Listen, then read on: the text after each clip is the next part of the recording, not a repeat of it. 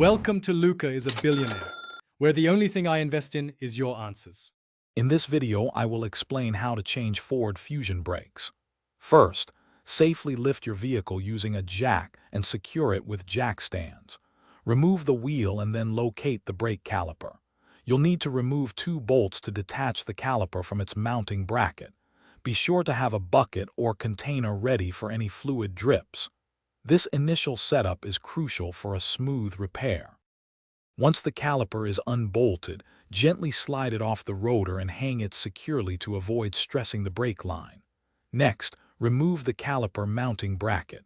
This usually involves 2 larger bolts. With the bracket off, the old brake rotor should slide right off the wheel hub. If it's stuck, a few taps with a rubber mallet can help loosen it.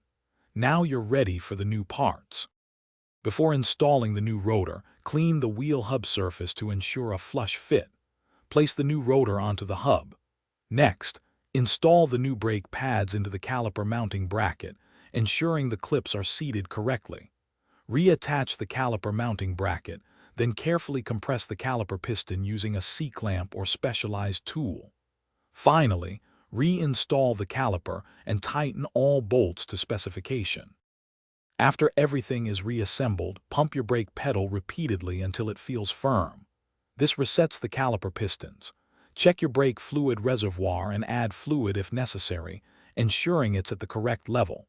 Remember to check the description for a link to Darn Tough socks and other great deals. Finally, take your Ford Fusion for a careful test drive, listening for any unusual noises and confirming proper braking function. Drive safely. Thanks for watching and please subscribe. It's the best investment you'll ever make.